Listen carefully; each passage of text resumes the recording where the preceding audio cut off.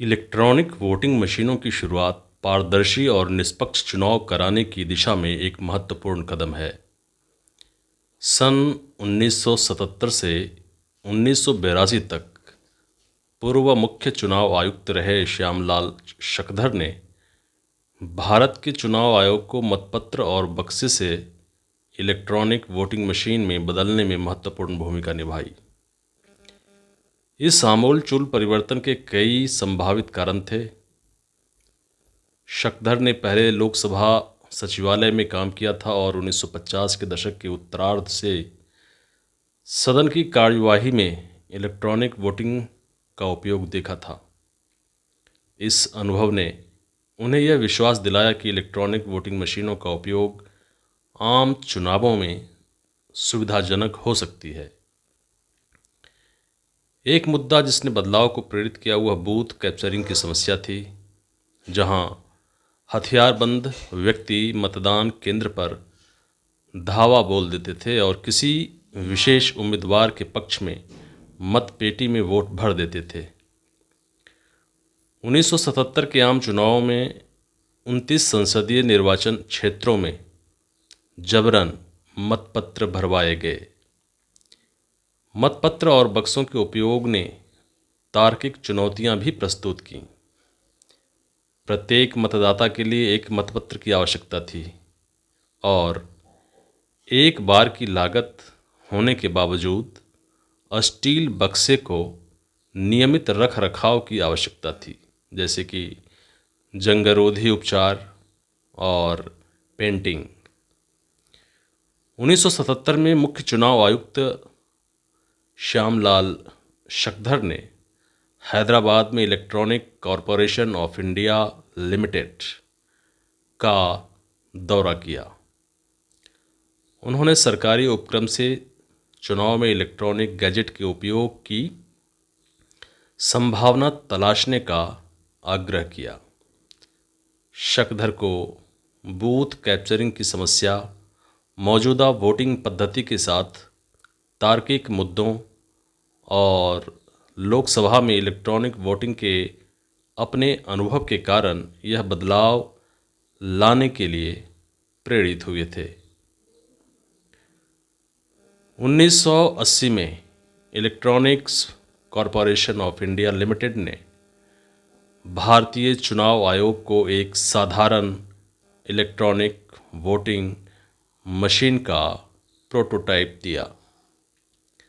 Machine ने 6 chips से जुड़े 6 बटनों के साथ एक मुख्य बिजली आपूर्ति का उपयोग किया, जहां प्रत्येक बटन चुनाव में एक उम्मीदवार से मेल खाता था।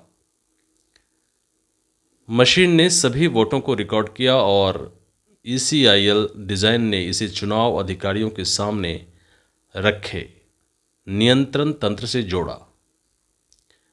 विभिन्न राजनीतिक दलों को मशीन की प्रभावशीलता का प्रदर्शन करने के बाद इसे अनुकूल प्रतिक्रिया मिली।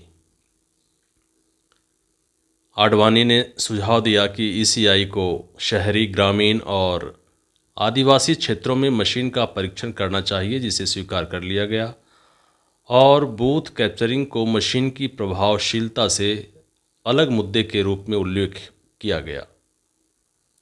ECI ने साल के अंत तक इंदिरा गांधी और अन्य मंत्रियों को मशीन दिखाई। वोटिंग मशीन के मीडिया कवरेज ने भारत इलेक्ट्रॉनिक्स लिमिटेड में अनुसंधान और विकास के प्रबंधक S रंगराजन का ध्यान आकर्षित किया। रंगराजन ने भारतीय चुनाव आयोग से संपर्क किया और BEL वोटिंग मशीन की पेशकश की और आयोग ने प्रोटोटाइप विकसित करने के लिए BEL को नियुक्त किया।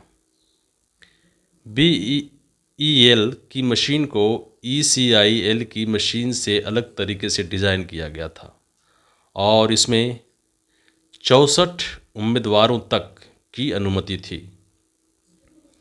अप्रैल 1981 में ECI ने BEL प्रोटोटाइप का प्रदर्शन किया, जिसे विशिष्ट सुधार माना गया। ईसीआई की सिफारिश के बाद सरकार ने ईवीएम की खरीद के लिए धनराशि मंजूर की और ईसीआई ने केरल में विधानसभा उपचुनाव में ईवीएम को तैनात किया। पहली ईवीएम का इस्तेमाल मई 1982 में परवूर विधानसभा सीट पर किया गया था। खराबी के कुछ मामलों के साथ परीक्षण सफल रहा। परीक्षण की सफलता के कारण 10 और उपचुनावों में ईवीएम का उपयोग किया गया। ईवीएम के डिज़ाइन और तकनीकी पहलुओं को मानकीकृत किया गया था और मशीनों का निर्माण ECIL और BEL दोनों द्वारा किया गया था। इन चुनावों से मिली सीख के आधार पर भारत के चुनाव आयोग ने अपनी 1983 की वार्षिक रिपोर्ट में देश भर में ईवीएम के उपयोग की सिफारिश की। इलेक्ट्रॉनिक वोटिंग मशीनें पहली बार भारत में 1982 में पेश की गई। हालांकि 1984 में सुप्रीम कोर्ट ने माना कि विधायी समर्थन के बिना ईवीएम का इस्तेमाल चुनावों में नहीं किया जा सकता है। इससे ईवीएम कार्यक्रम 2 साल तक ठंडे बस्ते में पड़ा रहा। 1986 में मुख्य चुनाव आयुक्त ने तत्कालीन प्रधानमंत्री राजीव गांधी की अध्यक्षता वाली राजनीतिक मामलों की कैबिनेट समिति के समक्ष ईवीएम के प्रदर्शन की व्यवस्था की। गांधी ने सुझाव दिया कि मतदान की गति को नियंत्रित करने वाला एक टाइमिंग उपकरण बूथ कैप्चरिंग की समस्या को आंशिक रूप से संबोधित कर सकता है। 1988 में संसद ने ईवीएम के उपयोग की अनुमति देते हुए एक संवैधानिक संशोधन पारित किया। मशीनों का प्रयोग पहली बार 2004 में लोकसभा के आम चुनावों में किया गया था और तब से इसने भारतीय चुनावों में महत्वपूर्ण और कुशल भूमिका निभाई है।